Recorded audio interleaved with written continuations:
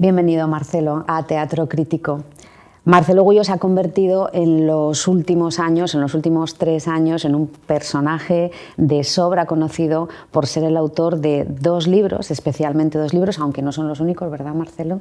No, son los 2 libros que edité en España. Exacto. Uno llamado Madre Patria, desmontando la leyenda negra desde Bartolomé de las Casas hasta el separatismo catalán.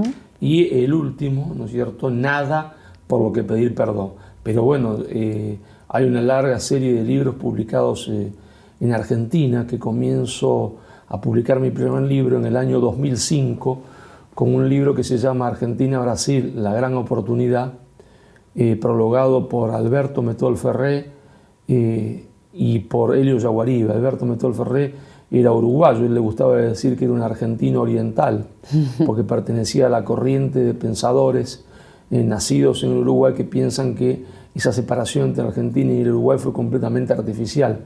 Y Elio Yaguaribe, brasileño. Después publicó La insubordinación fundante, breve historia de la construcción del poder de las naciones, una continuación que es Insubordinación y desarrollo, las claves del éxito y del fracaso de las naciones. Publicó un pequeño libro que se llamó Conversaciones con Alberto Metol Ferré, y publicó también, ¿no es cierto?, Relaciones Internacionales, una teoría crítica desde la periferia sudamericana, y Haya de la Torre, La lucha por la patria grande. Me parece fantástico que hayas empezado así, porque ya nos hemos saltado el guión, lo cual significa que vamos a tener una conversación perfectamente fluida. Has citado el subtítulo de Madre Patria, pero yo quiero también leer el subtítulo de Nada por lo que pedir perdón, la importancia del legado español frente a las atrocidades cometidas por los enemigos de España, porque ¿estás de acuerdo conmigo en que el corazón de esos 2 libros está más en el subtítulo que en el título? Bueno, sí, está más exactamente así, claro. El primero es clarísimo, ¿cierto? Desmontando la leyenda negra, que es una necesidad vital. Desmontar la leyenda negra es una necesidad vital, pero una necesidad política, vivencial, para que España siga existiendo. Porque España sufre una subordinación cultural gigantesca, y esa subordinación cultural gigantesca tiene como centro principal la leyenda negra, es decir, la falsa historia de España contado por los enemigos de España, que destruye la autoestima del pueblo español, lo pone en el marco de la historia como un pueblo sin rumbo. Y claro, esto está hecho a propósito, ¿no es cierto?, porque para los que actualmente son partidarios de esta leyenda negra, toda la historia de España es un horror y un error. Y entonces, como toda la historia de España es un horror y un error, porque ellos piensan que no debería haber existido, ¿no es cierto?, un Estado llamado español o una nación española, solo debería haber existido un Estado de Galicia, un Estado de Andalucía, un Estado, qué sé yo, de los Países Bajos, un Estado catalán. Ellos piensan que la historia de España es un horror, y entonces promueven en los jóvenes españoles, promueven esta leyenda negra para hacerles sentir a ellos la vergüenza de ser españoles. ¿Está? ¿Para qué? Para ponerle a idea de Ortega y Gasset, ¿no es cierto?, que España es el problema y Europa la solución, que es el nudo, ya no historiográfico de la subordinación de Europa, sino de la subordinación política de España. Entonces, el subtítulo lleva eso: hay que desmontar la leyenda negra, para que España recupere su autoestima, el español recupere su autoestima, y para que tenga un futuro político, si no, no lo tendrá. No, me quedo con esas 2 palabras, horror y error. Y ahora la pregunta del millón, casi, o espero que lo sea: ¿por qué nos lo hemos creído? ¿Qué mecanismos se han puesto a funcionar para que nos hayamos creído efectivamente que ser español es un horror y un error? Bueno, es un proceso histórico, transcurre durante un largo periodo. La leyenda negra va a tomar una consistencia muy importante en Alemania, después en Holanda, en Inglaterra se convierte en política de Estado. ¿Qué quiere decir que se convierte en política de Estado? Que Inglaterra va a exportar la leyenda negra. Los alemanes, cuando lo toman, la leyenda negra, durante la Reforma, la toman para decir, bueno, este hombre que es Carlos I, Carlos V, viene con los españoles, y estos españoles, si triunfan acá con este hombre, van a hacer lo mismo que en América, van a violar, matar, asesinar. Era para galvanizar la propia tropa. Es decir, en Alemania, la leyenda negra, en la Alemania protestante, se le da manija, decimos nosotros en Argentina, ¿no? Se empieza para galvanizar la propia tropa. Pero no era for export, para exportar. Lo mismo pasa, es decir, en Holanda ya se exporta. En Holanda ya se exporta, pero claro, Holanda no era Inglaterra y no va a tener el peso de Inglaterra en la historia, aunque la exportación de la leyenda negra al mundo comienza con los holandeses, pero en Inglaterra se convierte en política de Estado, porque no solo van a publicar libros, los holandeses publicaron La Casa de Orange, 33 ediciones de ese libelo espantoso del más grande mentiroso de la historia, que fue Bartolomé de las Casas. Pero Inglaterra va a hacer algo más, es decir, no es que solamente va a editar los libros. A través de sus organismos de inteligencia que todos los estados tienen, se va a dedicar a promover esa leyenda negra para que los hispanoamericanos, habían pasado muchos años de la conquista, creyendo que esa leyenda negra era cierta, haga lo que Inglaterra quería que haga sin necesidad de que se lo diga. Pero por otro lado estaba Francia, que era también enemiga de España y que también fogoneaba la leyenda negra. Primero, los austrias no entienden de qué se trata. Es decir, no entienden que están delante de una guerra que es distinta, que no es una guerra militar, que no es una guerra en la cual hay códigos, sino que los ingleses van a utilizar la propaganda política en esa guerra cultural y que no tiene ningún tipo de códigos. Y entonces los austrias quieren responderle a los ingleses con 12 tomos y la verdad. Y ellos le respondían con panfletos mentirosos que eran mucho más eficientes, porque el panfleto lo lee todo el mundo en 2 minutos y los 12 tomos no lo lee nadie, ¿no es cierto?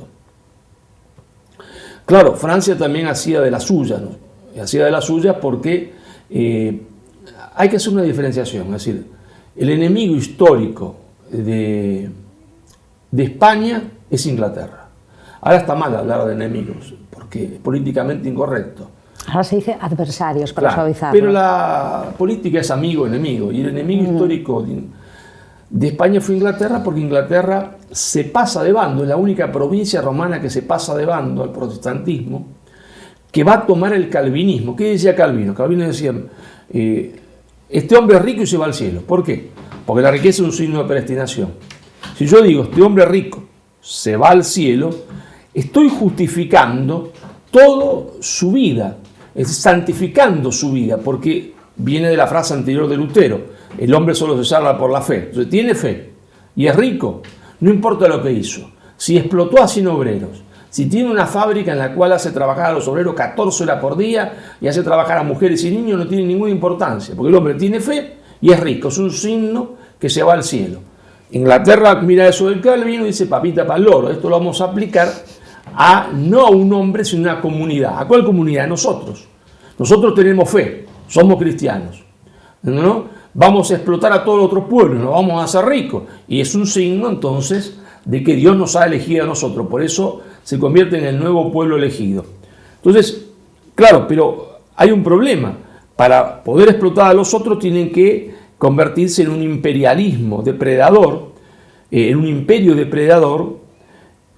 Pero hay una potencia que no los deja hacer eso, que es España. Entonces se convierte en enemigo de España, pero un enemigo, podríamos decir, entre comillas, ¿no es cierto?, metafísico, porque de Inglaterra va a surgir un modo de hacer economía, de hacer política, y de España podría haber surgido otro modo, pero para que el modo inglés surja y se imponga, tiene que eliminar al modo español. Porque las dos concepciones son absolutamente contrarias. Es decir, de ese protestantismo calvinista nace una forma de ver el mundo que es antagónica con la forma del mundo del cristiano español. Entonces, Inglaterra es el enemigo ontológico, puede decirse. Francia es el enemigo geopolítico. ¿Verdad? No hay una cuestión ontológica esa enemistad, sino cuestión geopolítica. Francia quiere dominar Europa, ¿no es cierto? Y España está ahí y quiere hacerse de España o de una parte de España. Y ellos predican la leyenda negra. Claro, hay un acontecimiento en la historia que es un azar de la historia, una mala pasada que le jugó el destino a España, una mala pasada. Llega al trono de España una monarquía que odia a España. Es una mala pasada de la historia. Porque ¿cómo uno podía imaginar que iba a llegar, ¿no es cierto?, que se iba a sentar, simbólicamente hablando, ¿no es cierto?, en el trono de Isabel y de Fernando, en el trono de Carlos I o Carlos V y en el trono de Felipe II, aquellos que habían sido sus enemigos, los Borbones. Era una mala jugada de la historia. Y claro, ellos llegan y naturalmente, ¿qué tienen que hacer para legitimarse? Tienen que decir, los anteriores son una porquería, una basura. Esta es la casa que va a gobernar España y que va a hacer progresar a España y que va a convertir a España en una cosa, en algo moderno, no en esta cosa que parece medieval. Nada, todo lo anterior es una cosa desechable y horrible. Entonces ellos vienen con la carga de la leyenda negra y van a ser los promotores de la leyenda negra. Van a promover en España la leyenda negra. Se va a llenar España de obras de teatro negro legendaria. Claro, esto es gravísimo, ¿no? Porque la monarquía va a denigrar a Isabel y a Fernando, va a denigrar, por supuesto, a Carlos V y a Felipe II, más que a ningún otro, y a su vez hace obras de teatro negro legendarias, pero claro, esto no sería nada si no fuese por una traición imperdonable de una parte importante, no habrán sido todos, pero de una parte importante de la nobleza española que asiste a esas obras de teatro, se pone de pie y aplaude. Bueno, hemos visto que esa tradición de aplaudir a quien critica a España continúa hasta el día de hoy, porque viene un señor que se llama Petro, insulta a España y se ponen de pie y aplaude, y viene esa antigua tradición de traicionar a España que una parte de la nobleza hace cuando se pone de pie y aplaude la leyenda negra que los Borbones han implantado ahora en el propio corazón de Madrid, de Valencia o de Barcelona. Entonces ahí vos tenés, primero los Habsburgos no saben defenderse, después viene la paradoja de la historia que la casa real que odiaba a España se hace dueña del trono de España y entonces trae la leyenda negra y predica en la propia España la leyenda negra. Imagínate a un hispanoamericano yendo a una obra de teatro de esta, sale ahí y dice, bueno, a confesión de parte, relevo de pruebas, España ha sido esto, España ha sido la maldad. Esa obra de teatro destrozaban a Pizarro, a Cortés, a Isabel. Eso queda en el cimiento, Y después va a haber una izquierda antinacional, ya avanzamos, ¿no es cierto?, muy posterior a 1930, va a empezar a calar dentro de esa izquierda, no es toda la izquierda, pero una parte importante de la izquierda, que va a tomar la leyenda negra y va a creer entonces en esa leyenda negra y le va a servir para justificar su idea de que toda la historia de España es un horror. Hay un hecho clave que es durante la Guerra Civil, la Unión Soviética manda a 4 personajes importantísimos a que tomen contacto con España o que lleguen a la propia España. Uno es Codevilla, que era italiano, después se va a nacionalizar argentino, va a ser líder del Partido Comunista de Argentina. Otro era Palmiro Togliatti, es decir, personas de primer nivel.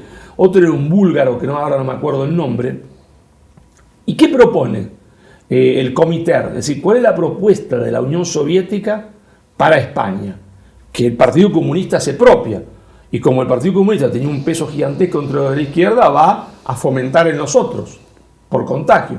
¿Cuál es esa propuesta? Bueno, la propuesta de Moscú es que Cataluña tiene derecho a la autodeterminación y que tiene que ejercer ese derecho y tiene que separarse de España, que tiene que haber una nación o un Estado catalán, que tiene que haber un Estado vasco, un Estado gallego, un Estado andaluz. Y entonces uno dice, pero ¿y España dónde está? En Madrid, que la ha reducido, se entiende, al Ayuntamiento de Madrid, ¿verdad? como si Ayuso fuese ahora realmente la jefe de España, porque solamente España sería Madrid, gobernaría la comunidad autónoma de Madrid y se acabó. Bueno, esa era la propuesta del Partido Comunista. Pero, ¿cómo hace uno para que la gente admita esa propuesta? Porque yo vengo acá y digo una barbaridad como esa, y la gente, en teoría, tendría que partirme la cabeza con un botellazo, con un botellón, ¿no? Porque, lógico, imagínate que yo voy ahora, se entiende, a Rusia, a Moscú, y digo que Rusia tiene que partirse, se entiende, en 20 pedazos. Lo primero que me hace cualquier ruso en la calle es darme un botellazo por la cabeza y dice, venga, señor Marcelo, ahora va a ver lo que es bueno. Y lo mismo si voy a Inglaterra. Yo voy a Londres y le digo que hay que partir, que Escocia se independice, que Irlanda se independice, que Gales se independice. Me parten un ladrillazo, ¿no?, por la cabeza. Pero en España no. No, porque el Partido Comunista va a ejercer una influencia que yo denomino subordinación cultural política sobre los otros.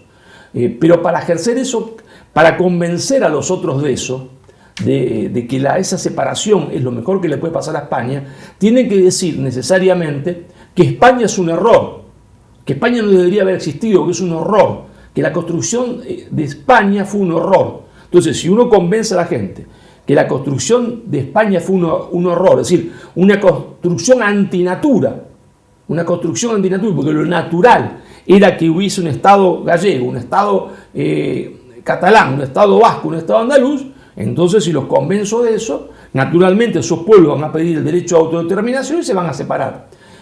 Y para eso tengo que predicar la leyenda negra. ¿Por qué? Porque la leyenda negra no es solo la leyenda negra de la conquista española de América. La leyenda negra es la leyenda negra de la gloriosa reconquista de España, de su territorio frente al imperialismo maometano avasallador. Y la leyenda negra, ¿no es cierto?, es la leyenda negra de la reconquista, la leyenda negra del gobierno de Isabel y de Fernando, que son los que hacen la unidad, y la leyenda negra de la conquista española de América, porque estos monstruos no hicieron más que llevar esa misma metodología de destrucción y de horror monstruosa a América. Entonces ahí otra vez está esa leyenda negra que había nacido por la derecha, porque nace por la derecha. Con los Borbones ahora penetra por la izquierda. Y fíjate, se dan unas contradicciones maravillosas. No sé si has escuchado las declaraciones de una ministra del gobierno de coaligados de España diciendo que Isabel la Católica es la perfecta mujer socialista. Ahora reivindican a Isabel la Católica como una mujer socialista. No sé si lo habías escuchado. Bueno, que la reivindicaran como una mujer socialista, que nosotros llamamos socialismo nacional, o un socialismo anti-internacionalista, promotora, se entiende, del bienestar del pueblo, no me molestaría. Lo que pasa es que intuyo que no van por ahí. No, lo que pasa es que ellos resignifican, es decir, las palabras y los personajes históricos. ¿Qué quiere decir que lo resignifican? Yo le había explicado a Orwell en su famoso libro 1984, toman un personaje, si no pueden destruirlo, porque es muy importante dentro de la conciencia popular, de a poco le van haciendo decir a ese personaje algo que él no dijo. Algo que él no dijo. También pasa con Campo Amor, lo mismo han hecho. La resignifican. Es decir, ellos la persiguen, la obligan al exilio, están contrarias a sus ideas y después, como ven que eso es popular, la toman y la resignifican. Como si nunca lo hubiesen combatido, como si nunca hubiesen negado sus ideas. Entonces la resignifican, la utilizan a beneficio propio, haciendo olvidar lo que realmente fue. Por eso hacen eso. Bueno, nosotros no nos vamos a resignificar, pero sí vamos a reconducir este debate, porque esto no pretendía ser una charla sobre estos dos magníficos libros, a los que invito a todo el mundo, a quien no los haya leído, que los lean. Esto pretendía ser una charla para conocer a Marcelo Gullo más allá o más acá de estos dos libros, de Madre Patria y Nada por lo que pedir perdón. Porque tu trayectoria vital, académica y bibliográfica es muchísimo más amplia. Tengo que decir una cosa, naciste en Rosario en 1963 y me veo en la obligación moral de decir que formas parte de la tríada de ilustres de Rosario, que son Ernesto Che Guevara, Lionel Messi y Marcelo Gullo. Bueno, si tú lo dices. Bueno, ya sabes. No me molesta, pero bueno, es una exageración. Pero ahí está, Marcelo. No puedes renegar de tu natalicio. Sí. Naces en 1963 y tu formación académica comienza con, cuéntanoslo por favor. Mira, yo diferencio la formación académica de la real formación humana y humanística, ¿no es cierto? Mi formación comienza cuando comienza la escuela, lo que nosotros llamamos la escuela primaria, porque uno puede tener suerte de tener malos profesores y malos maestros o buenos. Y yo tengo la suerte de tener una excelente maestra que en 4º grado me explica el real significado de las invasiones inglesas del Río de la Plata. Para que los oyentes nos escuchen si no son argentinos, el Río de la Plata y la ciudad de Buenos Aires fue invadida militarmente por los ingleses 2 veces, 1806 y 1807. 1806 el general Bedford invade con 1.500 hombres la ciudad de Buenos Aires, toma la ciudad de Buenos Aires y entra a Buenos Aires como el cuchillo entra a la mantequilla, entre otras cosas porque no había ejército español en América, en ninguna parte había ejército español, porque América no era una colonia de España, se vivía pacíficamente, no hacía falta, por lo tanto, como no era una colonia, no hacía falta un ejército de ocupación. A lo máximo había milicias populares que se organizaban para defender el territorio de las agresiones extranjeras. Bedford toma la ciudad como se le da la gana, entra como el cuchillo de la mantequilla. Ahí se produce un hecho fantástico que va a determinar la historia argentina, que es que 40 familias de la oligarquía porteña le van a jurar lealtad a su majestad británica, y su majestad británica esa noche en el fuerte nos hace ese juramento que aparte fue semimístico, religioso, con sus cositas que se ponían delante, mandilitos, qué sé yo, esas cosas extrañas, y su majestad británica va a jurar que va a defender las propiedades de esa familia y sus vidas por siempre. Hay una alianza política, una traición a la hispanidad que se produce esa noche en el fuerte de Buenos Aires. Vamos a hacerlo corto, son expulsados. Se produce el 12 de agosto de 1806 la reconquista de Buenos Aires, hecha por Santiago de Liniers, nacido en Francia, pero en la Vendée, en la parte que los revolucionarios franceses van a masacrar y van a hacer el primer genocidio de la era moderna. Los ingleses vuelven, 1807, esta vez vuelven con 10.000 hombres y se llevan la sorpresa de su vida porque son absolutamente derrotados. Teniendo en cuenta que Buenos Aires tenía 40.000 habitantes, 10.000 hombres, es un ejército de ocupación gigantesco. Y claro, cuando me cuenta esta historia y me cuenta la oposición política entre la hispanidad y el mundo anglosajón, entre el mundo anglosajón y la hispanidad, y lo vemos concretamente en el escenario de la invasión, y vemos concretamente cómo aparecen patriotas y traidores. Bueno, yo quedo conmovido. ¿Qué tendría? 7 años. Pero ahí claramente entendí que Inglaterra era el enemigo histórico. Bueno, claro, como lo puede entender un niño de 7 años. ¿No?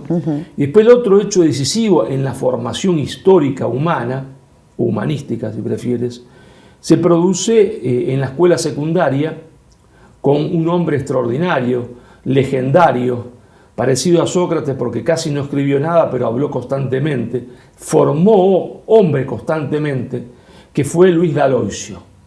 Luis D'Aloisio Humanes, es decir, era de parte de papá, del Abruzzo italiano, de Italia, la Italia central, y de parte de la mamá, los abuelos españoles. Bueno, como tú, porque tus orígenes son también italianos. Mis orígenes son italianos, sí. Y este hombre fue el hombre que me formó. Con él entendí entendí que esa confrontación entre Inglaterra y España, entre el mundo anglosajón y el mundo hispano, tenía su origen en la Reforma Protestante. Así que ahí hay 2 pilares, pero por supuesto el pilar fundamental, ¿no es cierto? El pilar fundamental es Luis D'Aloisio en un colegio que era un colegio en ese tiempo importante, sólido, no como es ahora, lamentablemente, que era el Colegio Maristas de Rosario, Nuestra Señora del Rosario. Después estuve en la Universidad Nacional de Rosario, con algunos buenos profesores, otros no, y después el destino me trajo a España, me trajo a Madrid, para hacer la Escuela Diplomática de Madrid. ¿Y aquí conociste a tu mujer peruana? Claro, acá llegué a Madrid, ¿no? Yo tenía 24 años, era todavía jovencito, un poco imberbe, con falta de experiencia. No quiero decir esto para justificar que me enamoré rápidamente. Lo ha parecido. No quiero decir, ¿no es cierto?, que bueno, uno va viendo cosas, y cosas, qué sé yo, de las más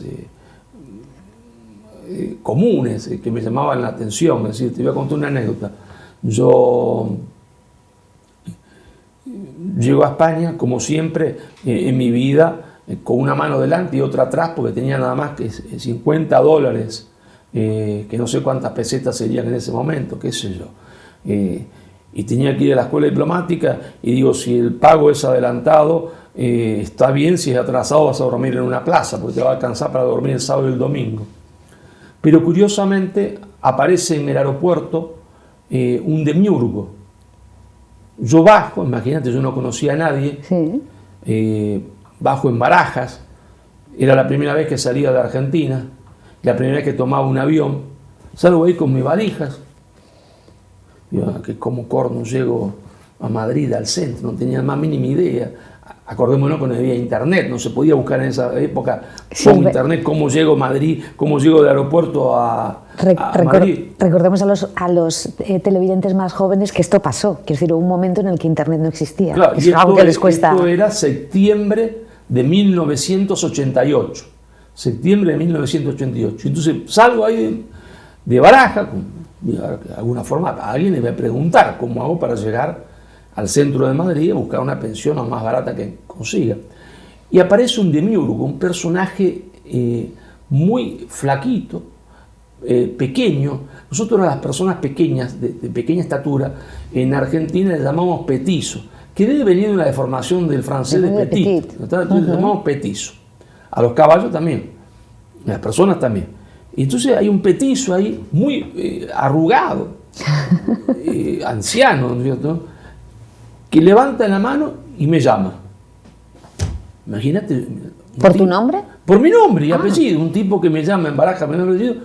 Yo lo miré, era feísimo, chiquito, todo arrugado. Digo, ¿este es un santo o un demonio?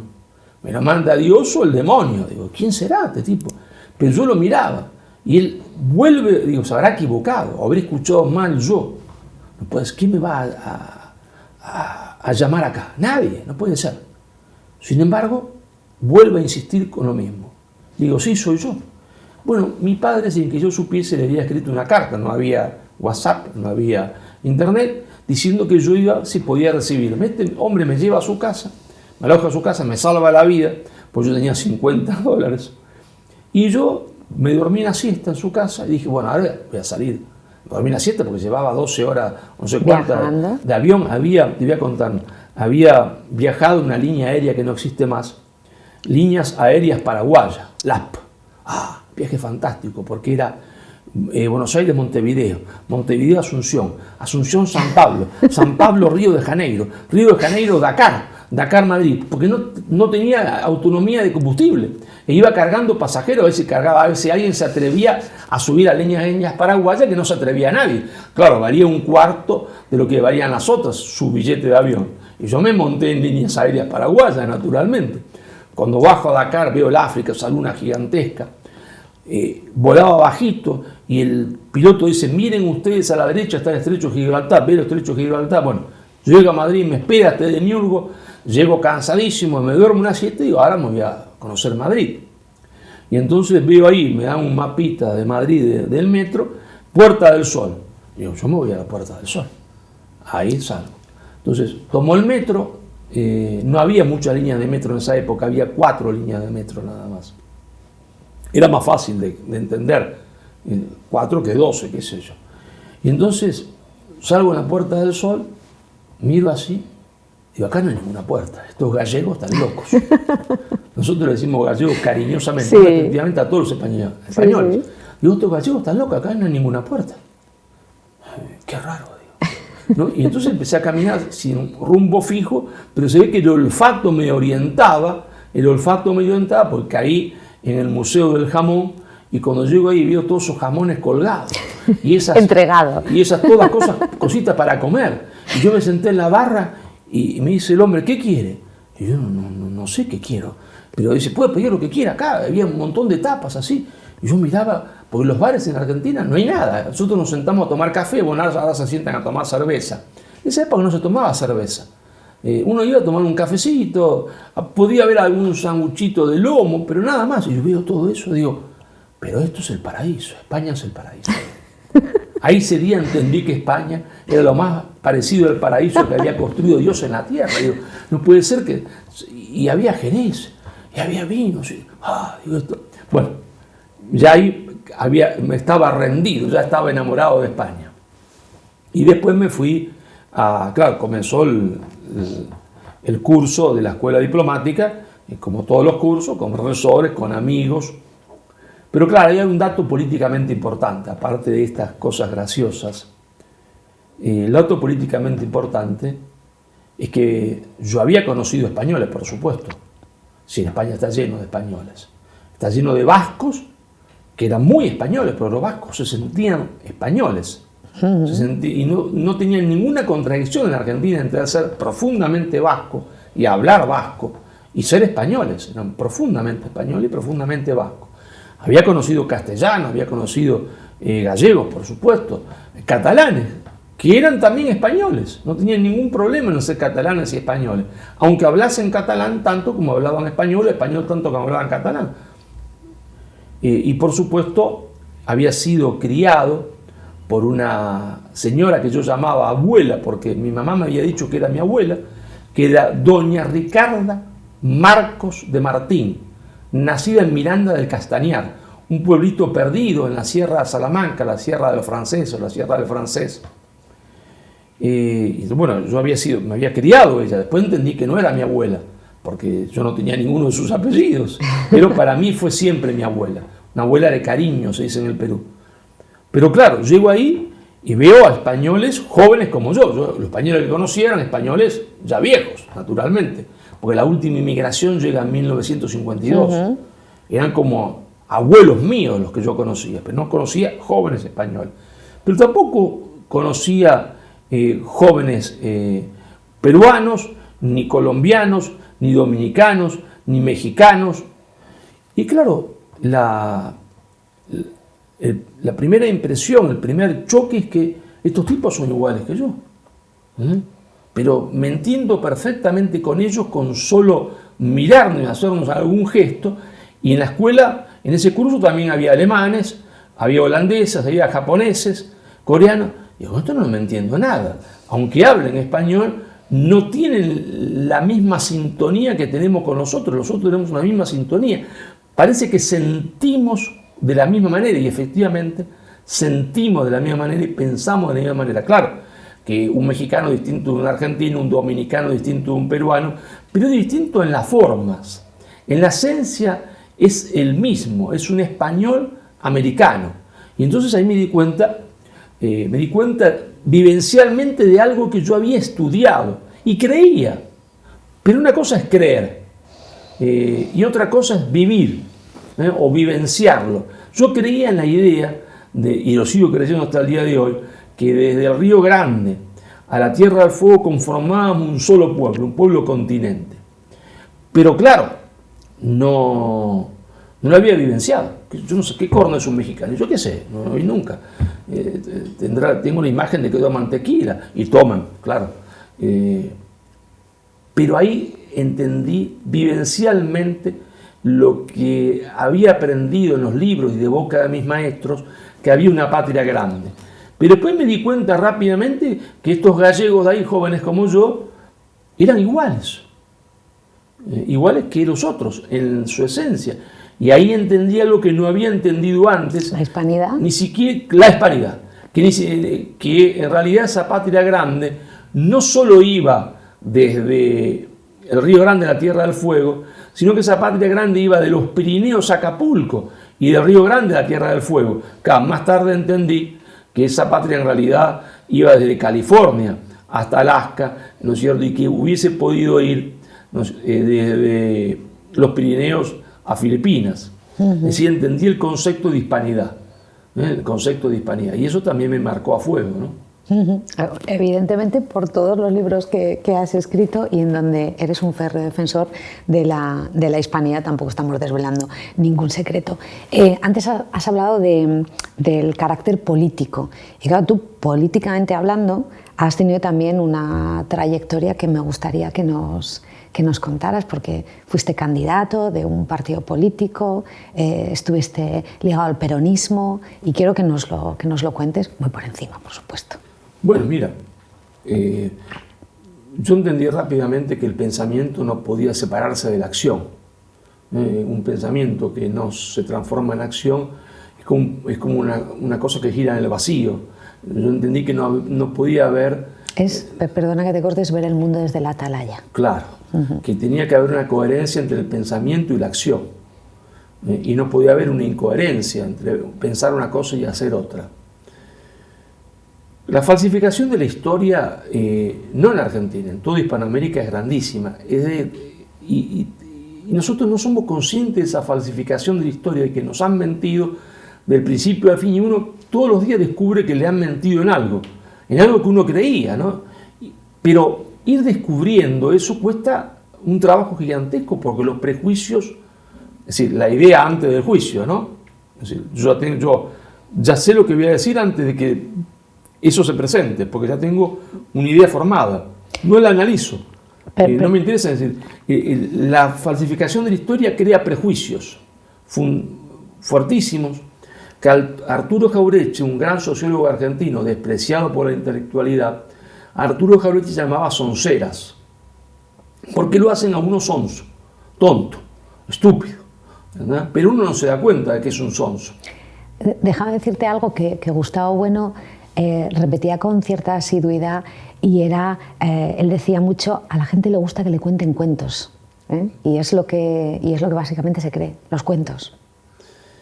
Claro, es así. Entonces, en esa historia falsificada de la Argentina que uno va desmontando, primero entendí, como te contaba, el hecho fundamental de que en Argentina había una oligarquía porteña que había decidido rifar el destino primero del Río de la Plata y el destino de la Argentina después a su alianza con Inglaterra, a beneficio solamente propio de ese grupo. Y eso fue fundamental para poder ordenarme el pensamiento, ¿no? Y después, claro, entendiendo eso y quién eran esas personas, empecé a ver los poetas, los literatos, los historiadores que le rendían pleitesía. Entonces dije, bueno, un momentito, estos historiadores, literatos, poetas que le rinden pleitesía, ¿qué dicen de la historia? Y tenían enemigos, tenían gente a la cual denostaban, que llamaban tiranos, sangrientos, come orejas de niños y de enemigos. Y digo, bueno, a los que estos llaman tiranos, seguramente no pueden serlo. Por lógica, si estos han hecho una alianza con Inglaterra y han construido una superestructura cultural de poetas e historiadores que le rinden pleitesía, lo que estos digan que es malo debe ser seguramente bueno. Seguramente bueno, no puedo equivocarme. Y ahí descubrí la figura de Juan Manuel de Rosas, en Argentina, denostado históricamente, defenestrado históricamente, ¿no? Acusado de cuántas barbaridades se puedan decir de una persona, imaginar de una persona. Y empecé a descubrir que era absolutamente falso, pero que se podía comprobar que era falso.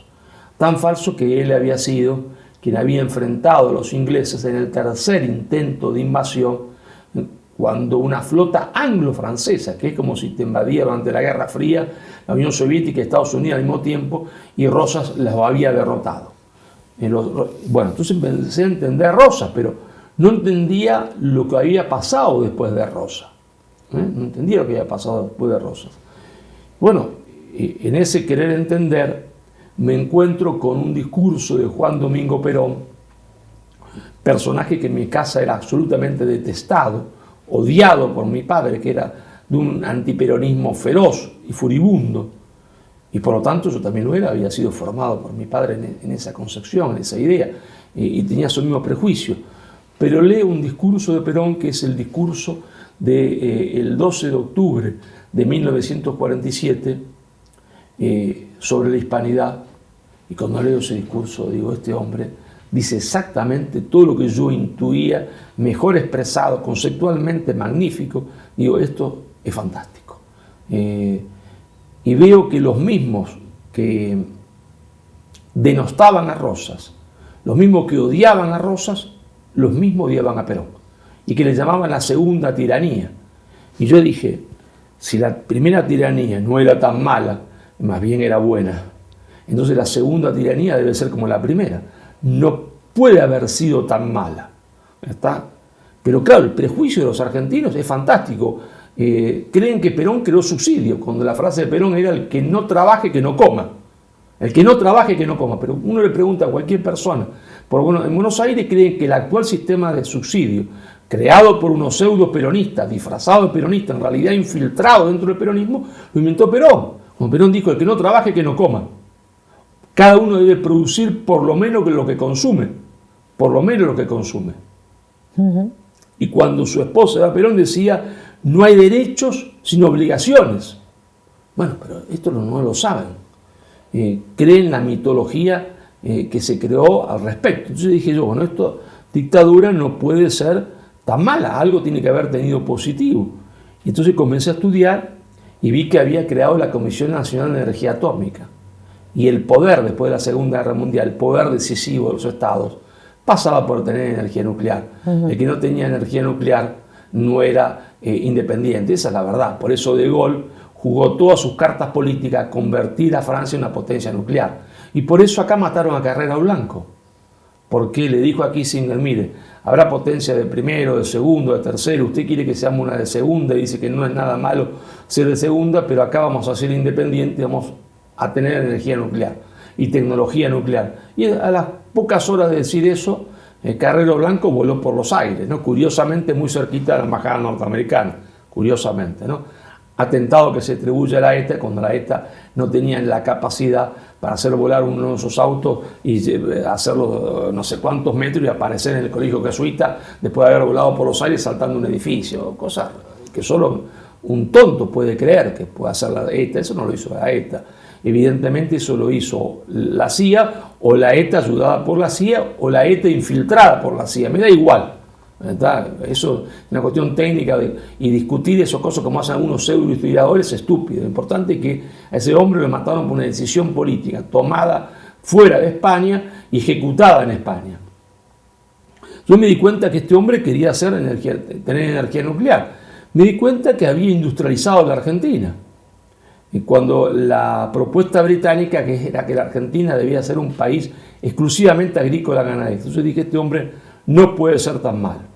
Claro que como todo fenómeno histórico, su proceso histórico cometió cientos y miles de errores, y que por supuesto en esos cientos y miles de errores, porque toda verdad, toda mentira todo error tiene un contenido de verdad, se había apoyado el antiperonismo, se había apoyado en los errores ciertos, pero exagerándolo, ¿cierto? ¿No? Y haciendo de la historia del peronismo solo una historia de errores y nunca una historia de los aciertos. Y ahí entendí la figura de Perón, ¿no? Ahí entendí la figura de Perón. Claro, en el devenir del acontecimiento político todavía era joven, no tenía una gran formación ni preparación política, ni actuaba en política en los primeros niveles, por supuesto. En el devenir de la historia, después ese movimiento político, que era el peronismo, que era un movimiento nacional de liberación, se convirtió en un partido de administración de la dependencia. Curioso, ¿no? Algo que nace para construir el poder nacional de un país y que nace como un movimiento nacional de liberación de Inglaterra, pero de liberación cultural, porque la primera dominación era la leyenda negra contra la cual Perón luchó del primer día de su vida hasta el final, porque ese era el huevo de la serpiente. se había convertido en un partido de administración de la dependencia. Partido de Administración de la Dependencia, PAD, Partido de Administración de la Dependencia. ¿Por qué? Porque el peronismo había sido industrialista y con Menem, Carlos Saúl Menem, el presidente de la República Argentina a partir de los 1989, se convierte en antiindustrialista. Si desarma el aparato industrial de la Argentina, destruye la industrialización, que era la única garantía de justicia social, porque no hay justicia social si no hay nada que repartir. Para repartir hay que producir. Si no se produce, no se puede repartir nada. Si no hay riqueza, ¿qué se va a repartir? Y la desindustrialización significaba condenar al 50% de los argentinos a la pobreza. Al 50% claro, la mitad de la población. Y después vino el kirchnerismo. Si Menem representaba la traición al peronismo, la conversión de un movimiento nacional de liberación en un partido de administración de la dependencia, porque desconstruía el poder material de la Argentina, el peronismo, el kirchnerismo, infiltrado desde los antiguos montoneros que Perón había echado de la plaza, porque Néstor Kirchner y Cristina Fernández de Kirchner son aquellos que Perón echa de la plaza, van a significar la desconstrucción del poder cultural espiritual de la Argentina. Ellos van a tomar la leyenda negra, se van a hacer negros legendarios. El peronismo, que había tenido una posición contraria y firme contra el aborto, porque no solo implicaba la muerte de un inocente, que lo es, sino que implicaba, como rápidamente descubrió Stalin, que no era católico ni era cristiano, en la política del aborto implica siempre al país que la aplica convertirla en un cementerio. Es decir, convertirla en un lugar estéril donde no va a haber población. Entonces, ¿qué se hace el kirchnerismo? Antihispanista, abortista, y después toma la ideología de género, que es la ideología predicada por la oligarquía financiera mundial como ideología de subordinación. Y entonces destruye materialmente a la familia y destruye espiritualmente a la familia argentina. Y entonces es el kirchnerismo que también convierte ahora al peronismo en un partido de administración de la dependencia. Va a tomar la ideología creada por la estructura hegemónica del poder mundial y la va a hacer propia para administrar la dependencia. Sí, es cierto que va a repartir un poco, durante el periodo de Néstor Kirchner, va a repartir un poco la renta agraria, que ha subido porque la soja estaba a 100, salta a 600 y distribuye la renta agraria. Y es cierto que es mejor distribuirla que no distribuirla, estamos completamente de acuerdo. Pero después de la muerte de Kirchner no queda nada positivo, se convierte simplemente en un retransmisor de las ideologías de dominación, como la ideología, ¿no es cierto?, creadas por la estructura hegemónica que son la ideología de género. Sí, que nace en París, ¿no es cierto?, con Foucault, personaje detestable, un personaje reprochable, no teóricamente, no por sus ideas, que lo son, sino humanamente, porque ese hombre tenía relaciones sexuales con menores, tenía sida y tenía relaciones sexuales a propósito sin preservativo, un personaje detestable, un personaje que habría que haberlo fusilado por lo que hacía con los menores. Bueno, en eso se convierte el peronismo, en un partido de administración de la dependencia material con Menem y de la dependencia cultural con los Kirchner, más con Cristina que con Néstor. Y ante eso, yo dije, esto no tiene nada que ver con lo que era el peronismo, hay que hacer una propuesta política distinta. La intentamos con un grupo brillante, generoso, valiente, corajudo, de jóvenes que me acompañaron, profesionales jóvenes, y ahí tomamos un partido que se llamó Partido del Campo Popular, e intentamos una experiencia política donde yo simplemente era candidato a diputado de este magnífico grupo de mujeres y de hombres, al cual le estoy profundamente agradecido. Peleamos con mucho coraje, peleamos con mucha valentía, pero no teníamos financiación y no pudimos contra el sistema. Entonces, evidentemente no ganamos, pero el día mismo de la derrota yo los convoqué y le dije que no solo le estaba profundamente agradecido, sino que todos debíamos estar orgullosos porque habíamos dado una pelea con muchísima dignidad, con muchísimo coraje, aunque no hubiésemos triunfado. con respecto a tu experiencia política, no de política, pero sí has tenido, no sé cómo llamarlo, Marcelo, utiliza la palabra que tú quieras, incidentes, encontronazos con políticos muy destacados de Hispanoamérica, Evo Morales, AMLO, López Obrador. Con López Obrador, además, fue muy difundida la polémica o el encontronazo, insisto, lo que tú quieras llamarle, porque tampoco sé cómo te lo tomaste tú personalmente. Si le diste importancia, si no le diste ninguna importancia, en el sentido de, bueno, pues dice las cosas que dice y ya está, yo tengo la obligación de contestarle, pero nada más, porque López Obrador, defensor del horror y error que supuso España en Hispanoamérica, hizo mención a tus libros y a tus declaraciones, pero sin mencionarte. Y tú saliste a contestarle en la prensa directamente con una carta. Sí, me te iba a contar una anécdota. Un sábado de la noche yo llamo a dos amigos, íntimos amigos, más que amigos, hermanos, Román Filippelli. Fíjate, se llama Román Filippelli, hispanista. Roberto Vitali, italiano también de descendencia, también hispanista. Le digo, muchachos, ¿por qué no nos juntamos esta noche y nos vamos a comer algo? No, me dice Román, venite para casa y pedimos algo que nos va a salir más barato y abrimos 2 botellitas de vino, porque no hay hispanidad sin vino. Oh, por supuesto. Hispanidad sin vino y sin jamón y cochinillo y carne, no hay hispanidad. Y entonces me dice, venite a casa y me salgo de mi casa, que vivo en la periferia, para comprar una botella de vino, y me llama por teléfono Román y me dice, te acaba de nombrar el presidente de México en un discurso haciendo clara alusión a tu persona, diciendo que eres un pensador monárquico. Digo, escúchame Román, todavía no empezamos a tomar y ya me estás tomando el pelo. Perdona, ¿Sí? Déjame leerlo, Sí. Porque lo tengo aquí. Hay asuntos que deben aclararse en la medida de lo posible, dijo López Obrador. Por ejemplo, hace unos días un escritor promonárquico, Marcelo Gullo, que no lo menciona, de nuestro continente, afirmaba que España no conquistó América, sino que España liberó América. Pues Hernán Cortés, dice textualmente, aglutinó a 110 naciones mexicanas que vivían oprimidas por la tiranía antropófaga de los aztecas y que lucharon con él. Estas fueron las palabras de López Obrador. Bueno, eso me dice mi amigo Román. Y yo le digo, mira, no me tomé el pelo. Digo, todavía no empezamos a tomar, no estoy borracho todavía, no te creo. No, te juro, me dice que sí, cuando llegue a casa te muestro. Román, digo, me voy a terminar enojando con vos porque me querían hacer una broma. Te juro que no, venía a casa. Bueno, yo iba a ir para comer, claro.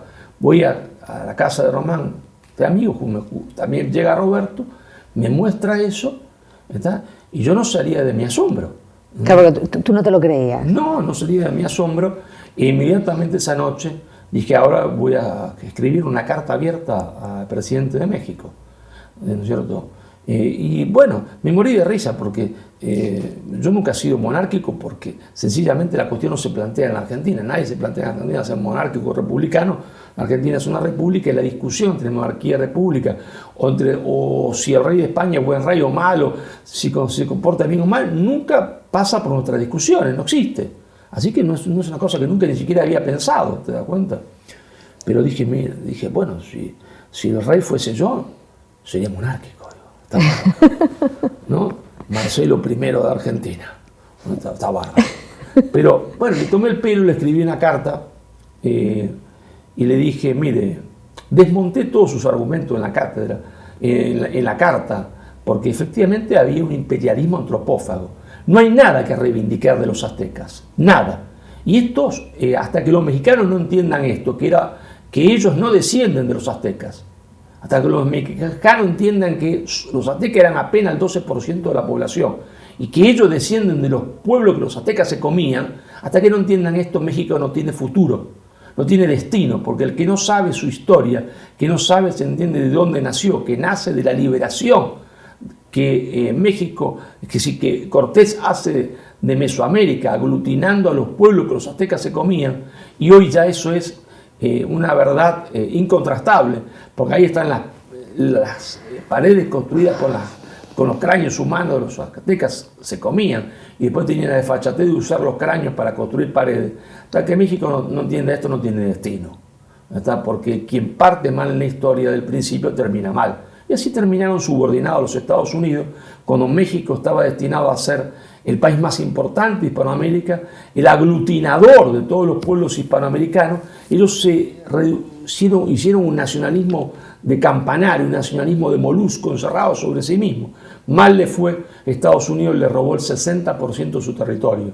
Y ni siquiera lo reclaman, lo dan como un hecho consumado, cuando hoy, con la presencia de mexicanos en territorio robado por los Estados Unidos a México, la presencia de mexicanos, si hubiesen tenido la constancia, la perseverancia que los españoles tuvieron desde Covadonga en adelante, pocos años, un siglo más, a lo máximo faltaría para que esos territorios volvieran a ser territorios mexicanos. Poco faltaría, pero no tienen conciencia nacional. Creen que el enemigo es España y no los Estados Unidos. Es cosa graciosa. Y yo se lo dije al presidente: usted es muy valiente, digo, presidente, muy valiente con el que está lejos. ¿Por qué no lo lleva a México al presidente de Estados Unidos? En ese tiempo era Trump, que lo controla usted por Twitter. Por Twitter. Tenía la desfachatez Trump y este hombre la indignidad de ser manejado por Twitter, ya ni siquiera por una conversación telefónica, ni siquiera lo llama amablemente para decirle qué es lo que tiene que hacer. Tac, tac, tac, le decía Trump por Twitter, y el hombre: sí, señor, sí, mi jefe, sí, mi amo, está por Twitter. Y ahora con Biden es igual. Es una cosa horrorosa. No hay ningún tipo de dignidad. Si usted tiene dignidad y es tan machote, entonces llámelo al presidente norteamericano, al que sea, y dígale que pida perdón a México por haberle robado el 60% de su territorio. A ver si tiene los cojones para hacerlo. Intuyo que no lo hizo, ¿verdad? Por supuesto, no usó estas palabras, ¿no es cierto?, en la carta. Usó palabras más académicas. Aquí podemos usarlas, no hay ningún problema. Y entonces le dije: bueno, terminemos con esto. Hagamos un gran debate. Un gran debate público. Elige usted 5 historiadores y yo voy con 4 historiadores que elijo yo. Y vamos a un país neutral, como Suiza tiene fama de ser neutral, ¿no? Y yo estudié en Suiza, en Ginebra. Vamos a la Universidad de Ginebra y nos encerramos durante un día, un gran debate que vea todo el mundo, de 24 horas, a ver quién tiene razón. Si nosotros, que sostenemos que había un imperialismo antropófago y que España no conquistó América, ni conquistó México, sino que Cortés liberó a México, está a Mesoamérica, de ese imperialismo que fue el imperialismo más atroz de la historia de la humanidad, o usted que dice que España, se entiende, conquistó a México, que sembró el horror y la muerte, o nosotros que decimos que a partir de ese momento en realidad nace México, nace la Nueva España, donde España siembra a América y a México principalmente de hospitales, de escuelas, de universidades, ¿verdad? Y México fue, gracias a eso, el lugar más importante de la hispanidad, porque México fue la ciudad más importante, era mucho más rica y poderosa que cualquier ciudad española, mucho más que Madrid, que Sevilla, que Bilbao, que Barcelona. México estaba muy por delante y lo estuvo hasta que los hilos del norte mandaron a Poinsett a trabajar ahí y construyeron el desastre que hoy es México. Porque es un desastre, vamos a decirlo con todo. Sí hay una parte rica al norte, y veamos el sur, dominado por el narcotráfico, pero México estaba llamado a ser mucho más importante que los Estados Unidos, a dirigir los destinos de la humanidad. Eso podría haber sido México, porque México iba de California a la América Central completa, y a Filipinas. Estaba llamado a dirigir los destinos de la humanidad, y ahora sufren, es decir, son el coro de la historia, son los enanos de la historia, y otros, los anglosajones, son los que marcan el destino de la historia. Y digo: bueno, presidente, terminemos con esto. Le dije hasta una carta, se lo volví a retirar en una segunda carta abierta, la primera publicada, si yo no me equivoco, me falla la memoria, en el diario El Mundo. Por supuesto nunca contestó, porque ¿qué va a contestar? Si contesta que sí, hacemos un gran debate, el mundo se entera que la historia de México es una farsa, es una mentira absoluta del principio al fin. Y los mexicanos se enterarían de que fueron completamente engañados, de que hay una gigantesca falsificación de la historia, que creyendo ser nacionalistas y nacionales son profundamente antinacionalistas y antinacionales, porque construyen su nacionalismo tomando el enemigo equivocado. Vamos a hacer un tercer intento desde aquí, desde Teatro Crítico. A lo mejor Andrés Manuel López Obrador se da por aludido esta tercera vez para poner en marcha ese debate, que sería sin duda interesantísimo. Perdóname que te interrumpa, porque sí, me quedó colgado lo de Evo Morales. Sí, te iba a preguntar ahora que nos contaras, por favor. Porque ahí hay una foto mía con Evo Morales, que yo mismo publiqué, yo mismo la publiqué esa foto, y aparece un jovencito imberbe, diciendo, miren la foto que hay entre Evo Morales y Marcelo Gurro, y Marcelo, que yo mismo lo había publicado, y por supuesto circulaba en internet, como tengo fotos con muchísimos otros presidentes, también tengo fotos con Cristina Fernández de Kirchner, porque me reuní con ella, claro, por supuesto, porque cuando uno es un intelectual o intenta hacerlo, tiene que hablar con todo el mundo para saber qué es lo que opina, discutir con ellos y decirle su opinión. ¿Cómo no me voy a reunir? Salvo con el demonio, me reúno con cualquiera. Y hasta las puertas del infierno llego. No voy a entrar al infierno, pero hasta las puertas soy capaz de llegar. Por lo que pudiera pasar. Por supuesto. ¿Verdad? Y me reuniría hoy con López Obrador, y me reuniría hoy, se entiende, con el presidente de Colombia. No tengo ningún problema en reunirme con todo el mundo y charlar y discutir, por supuesto. Yo no voy a renunciar a las cosas que pienso por reunirme con ellos.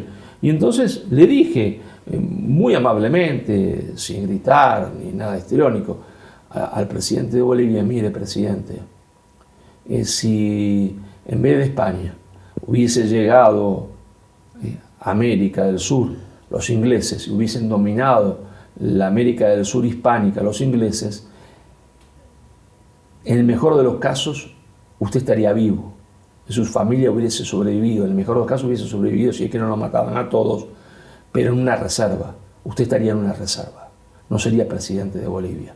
Porque los apaches ni siquiera son gobernadores de Arizona, ni de Texas, ni de México, y los comanches tampoco, y los sioux tampoco en Dakota. Entonces el hombre enmudeció. ¿Qué va a contestar? Claro, te iba a preguntar inmediatamente, ¿y qué te dijo? Nada, ¿qué va a contestar? Porque, como decía Solzhenitsyn, ellos mienten, saben que mienten. Nosotros sabemos que mienten, y ellos saben que nosotros sabemos que ellos mienten, pero siguen mintiendo. Porque acá no se trata de que estamos en una composición de caballeros. Esto más bien parece un garito. Y hay que saber que uno entra a un garito a jugar al póker y no a un partido de ajedrez con gente que no tiene buena intención, ¿está? Que saben que mienten, pero que tienen un objetivo político oscuro, ¿no? Disfrazado, ¿no? Que en aras de la reivindicación de los pueblos indígenas lo que están buscando es la destrucción de la hispanidad y fragmentarnos, provocar una nueva fragmentación territorial para hacernos aún más insignificantes en el concierto de las naciones. Si ya somos insignificantes porque sufrimos la primera balcanización hecha por Inglaterra, una segunda balcanización donde Bolivia sería partida en 18 pedazos, Argentina no sé en cuánto, Chile en 2, el Perú en 4, una nación aymara, otra quechua, otra de los pueblos de la selva, nos haría entrar en el concierto de las naciones en el siglo XXI o en la segunda mitad del siglo XXI siendo pedacitos anónimos, segmentos anónimos del mercado mundial. Impidámoslo, Marcelo, es necesario que impidamos esa balcanización. Hay algo que no he comentado, pero que quería preguntarte al respecto, porque tú en febrero del 2023 sufres una agresión, te roban y algún periódico nacional, digo español, lo presentó como un intento de silenciar este discurso. Quiero que me des tus impresiones o que compartas con nosotros tus impresiones sobre este asunto. Yo fui la víctima, ¿no es cierto? Y hay amigos que lo analizan y claro, quizás quien lo analiza fuera de uno más fríamente dicen que fue un atentado. Otros amigos lo analizan y dicen no fue un atentado político, fue simplemente parte de lo que hoy reina en la ciudad de Rosario, que es una gigantesca inseguridad. Y esta discusión comenzó entre estos amigos cuando todavía yo no podía ni abrir la boca porque me dolía la mano, el brazo, la cabeza, me dolía todo el cuerpo, tenía las rodillas golpeadas. Porque bueno, yo vivo en un barrio de casas, barrio tranquilo, salí el 7 de febrero El 7 de febrero salí a hacer bicicleta, a mí me gusta hacer bicicleta, lo que me mantenía mucho más delgado que lo que estoy ahora, o delgadito y más lindo, ahora he engordado un par de kilos. Y salí a hacer bicicleta, había terminado de escribir un segundo capítulo en mi libro que va a aparecer en octubre, un nuevo libro que va a aparecer en octubre. Y bueno, salgo, estoy a 500 metros de mi casa, me dicen que fue así, yo no lo sé. No que lo una recuerdas. moto se me puso al costado de la bicicleta, yo no la escuché. Y eso que siempre ando muy atento, pero estaba tan cerca de mi casa, un lugar seguro que estaba distraído. Y aparte estaba pensando en el libro, este libro que publico en octubre. Y entonces, de repente estoy volando por los aires, y claro, si yo sé que hay un hueco adelante, uno está andando en bicicleta o en una moto, en lo que sea, vos te preparás, sabés que vas a tener un accidente, no puedes frenar, o si frenar más, vas a agarrar el hueco y saltar por los aires. Entonces te preparás. Yo de repente estaba volando por los aires sin saber qué había pasado. Gracias a Dios tengo buenos reflejos todavía. Y yo, teniendo buenos reflejos, pongo el brazo así, se me quiebra la muñeca, me golpeo el brazo, pero eso me salva de morirme, porque después la cabeza golpea contra el cordón, pero claro, ya estaba amortiguado el golpe, no era lo mismo. Si golpeaba directamente la cabeza contra el cordón, me mataba. Estoy ahí tirado en el piso. Cuando te quebras la muñeca duele un montón. Me golpeé acá, la cabeza, me corté la cabeza, me corté el mentón, sangraba por todos lados. Vienen dos tipos, empiezan a darme patadas, ¿se entiende?, en las piernas y la costilla. Pero eso pasa en minutos, no es que eso pasa en minutos y yo no entendía nada porque estaba ahí tirado en el piso. Después se van a llevar a hacer una señora gritando, se llevan la bicicleta, se llevan mi celular, no se llevan la billetera, y me dicen, te mandan saludos tus amigos. O por lo menos yo creí que me dijeron eso. Quizá alguno dirá, imaginaste, puede ser también. En medio de esa conmoción realmente ya no lo sé, ni tampoco lo pensé mucho en ese momento. Y se van, yo quedo tirado ahí y me llevan a un hospital. Entonces, ¿qué fue? Yo sinceramente no te podría dar ni una respuesta ni la otra. Escucho a grupos de amigos que afirman y lo fundamentan que fue un atentado, y otros grupos de amigos dicen no, de ninguna manera, fue siempre un asalto común. ¿Está? Y yo no me sé definir por ninguna de las dos posturas. Te soy absolutamente sincero. A veces me parece que tienen razón unos amigos, a veces me parece que tienen razón los otros. Bueno, lo que nos acabas de contar, te mandan saludos tus amigos, yo creo que es bastante definitorio del asunto. Si es que realmente me dijeron eso, o yo lo escuché mal, también dice otro amigo, capaz que escuchaste mal, capaz que estabas golpeado ahí y dicen a tus amigos, te dijeron otra cosa y vos creíste que te dijeron eso. Es posible, porque, te repito, yo estoy tirado en el piso, con un dolor como no había sentido nunca, porque es dolorosísimo lo de la muñeca, y te están pateando. Hay unos amigos que dicen, te equivocaste, no te pueden haber dicho eso. Quizás sea cierto. No lo niego del todo, porque en esas circunstancias no entendés nada. No entendés nada. Lo cierto es que yo terminé en el piso, ahí me salvé la vida milagrosamente, terminé en un hospital, y la verdad que sí, que me dio una bronca gigantesca, una impotencia gigantesca, ¿no? Claro, es una situación evidentemente de impotencia Sí. complicada de gestionar en ese momento, porque estás completamente desorientado. Después también, porque yo soy escritor, y es como si un futbolista le quiebran una pierna, no puede jugar al fútbol. Yo soy escritor, no podía escribir, yo no puedo escribir con una mano. Yo estoy acostumbrado a que, entonces, para mí fue un golpe, me deprimió mucho. ¿Cuánto tiempo tardaste en recuperarte? Y bueno, estuve un mes con la mano ahí semi-enyesada, qué sé yo, que me pusieron, pero después yo creí que me sacaban el yeso y que comenzaba a escribir. No, cuando me sacaron el yeso me dolía más que antes, mover los dedos de la mano me dolía más que antes. Entonces, terapia para recuperar, todos los días haciendo ejercicios, masajes, qué sé yo. Y bueno, ahora estoy bien. Si fuese tenista y de izquierda, o sí, de que usted no de izquierda, sino que utilizase la mano izquierda para jugar al tenis, te diría que estoy muy mal, porque esta mano no puedo cerrarla, la mano no puedo cerrarla y no tengo fuerza. Pero como no juego al tenis, no pasa nada, es decir, puedo escribir, así que te puedo decir que estoy perfectamente recuperado, que en todo caso tendrán que pegarme unos palos más, está para sacarme fuera de juego. Bueno, puedes escribir, como nos has dicho antes, porque estás preparando un nuevo libro que va a salir en 2023, este año. Cuéntanos lo que se pueda contar del libro. Bueno, te cuento nada más el título, ¿no? El título es lo que América le debe a España. ¿Hay subtítulo? Todavía no. Lo que América le debe a España. Todavía no hay subtítulo. Lo que América le debe a España. Ya me falta muy poquito, pero ya arreglé con la editorial que va a salir en octubre. Sí. Y no te adelanto nada más, porque si no mi amigo Gustavo Bueno, cuando yo le diga venir acá, me dice, no, ya viniste, ya hablaste todo el libro, no te pago nada, ni el pasaje, ni te invito, se entiende, a Oviedo, así que ya lo dijiste todo, ¿para qué vas a venir a repetir? Entonces, nada, si no Gustavo no me invita más. No te preocupes que tenemos mano con Gustavo Bueno Sánchez, y yo creo que no pasaría nada si nos cuentas algo más del libro. Yo tengo que venir a Oviedo, primero porque estoy cerquísima a un lugar histórico, sí, que es lindo de ir y doloroso de ir, que es Covadonga, que Gustavo me llevó la primera vez que vine a Oviedo a visitar Covadonga. Muy lindo es ir y doloroso al mismo tiempo. Y dirás, este tipo está loco. No, no estoy loco, es que es una sensación muy importante ir ahí a Covadonga. No importa si en Covadonga había 20 cristianos, visigodos, si se sentían ya españoles o no, si eso se fue construyendo, no importa si eran 20, 200, 2000, no importa si el ejército maometano invasor era de 20, 200, 2000 o 20.000, no tiene ninguna importancia.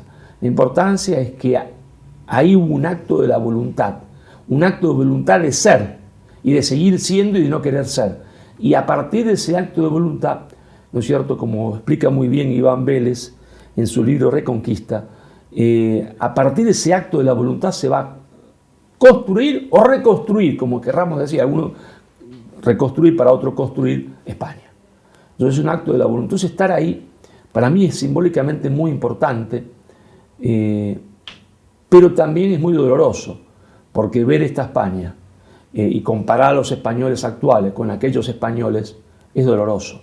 Ver a aquellos españoles que eran valientes, con coraje, que no le tenían a la muerte, y hoy, cuesta decirlo y no quiero ofender a nadie, la mayoría de españoles no le llegan a la suela de los zapatos a aquellos. Los hay todavía como aquellos, por supuesto, los hay todavía como aquellos, los hay, pero son una minoría, y antes eran una mayoría. Antes eran una mayoría de caballeros honorables, valientes, guerreros, ¿verdad?, con coraje, con virilidad, y hoy son una minoría, y antes era una mayoría. Entonces eso me duele mucho porque una de las cosas que va a pasar inevitablemente es que el antiguo invasor venga o ya está viniendo. Y entonces cuando eso se produzca, solo con coraje y valentía, como siempre pasa en la historia, podrá detenerse esa segunda invasión. Y hoy veo que ese coraje y valentía, en la gran mayoría, no en todos, porque hay muchos valientes todavía, en la gran mayoría brilla por su ausencia. Y eso me provoca un enorme dolor, ¿verdad?, y un enorme malestar. Bueno, pues ofendamos, Marcelo, si eso sirve para que brote el coraje en los que ahora son unos cobardes. Si ese es el resultado, fantástico. Lo mismo podría ser las mujeres, porque la historia de España tiene sembrada su historia de mujeres con un coraje extraordinario, con una valentía extraordinaria, como fue Isabel la Católica y otras tantas, ¿está? Porque no hay hombres sin mujeres, no hay un hombre valiente sin una mujer valiente, no lo hay. Marcelo. Si la mujer no quiere tener un valiente en su cama y quiere tener un cobarde, no hay hombres valientes, ¿sí? Entonces la mujer española fue central en la historia de España. Era como una espartana, pero purificada por la fe. Vos sabés que las espartanas le decían a sus hombres, a sus maridos, y lo mismo le decían las madres a sus hijos, cuando iban a la guerra: vuelve con tu escudo sobre tu escudo. Esto hay que explicarlo porque los jóvenes no lo entienden. Es decir, cuando uno iba a la batalla, el espartano llevaba un escudo. Si te era cobarde, tiraba el escudo para salir corriendo, porque uno no puede correr con el escudo porque pesa mucho. Entonces, si el hombre volvía sin el escudo, era prueba que había sido un cobarde, que había huido de la batalla. Entonces, si volvía con el escudo, que había sido un valiente y había enfrentado al enemigo, malgrado el resultado. Y si no, volvía sobre el escudo muerto. Entonces la mujer le decía: vuelve con tu escudo o sobre tu escudo, porque conmigo no se acuesta un cobarde. Conmigo no se acuesta un cobarde. Y la mujer española era así, pero santificada por la fe, ¿verdad? Y entonces esa mujer construyó España. Esa mujer construyó España, porque un poco los hombres también se veían obligados por eso, ¿sí? Porque cuando uno tiene una mujer, como también tuve la suerte de tenerla yo, que lo empuja a uno a ser un valiente, tiene la retaguardia cubierta, es más, tiene alguien que lo está empujando a que lo sea. Y la mujer española, aunque muchas de ellas también combatieron, espada en mano, empujaban a sus hombres a que sean cobardes y viriles. Y hoy es terrible. Hoy es terrible. Hoy está complicado. Hoy está complicado. Por decirlo, como he dicho antes, en términos elegantes. Así es. De todas formas, no quiero yo que nos quedemos con este mal sabor de boca. Te agradezco muchísimo la paciencia que has tenido con esta entrevista casi improvisada. Espero por lo menos que te hayas entretenido o hayas pasado un rato agradable como mínimo, y también os agradezco a todos vosotros que la hayáis visto hasta el final, y nos vemos en un próximo Teatro Crítico. Gracias, y gracias a Marcelo, por supuesto. Gracias a vos que me hiciste esta magnífica entrevista, gracias a mi amigo Gustavo Bueno, que mantiene viva la memoria de su padre, que mantiene viva la fundación, que lucha por España, él y los otros miembros de la fundación, que uno a veces, mi memoria no es tan buena como la de Gustavo, me olvido los nombres de todos, pero por ejemplo Tomás y su esposa, grandísimas personas, grandísimos españoles, donde en los miembros de la fundación vive todavía el antiguo caballero español. Volver con el escudo, ir con el escudo y volver con él. Así es. Gracias, Marcelo.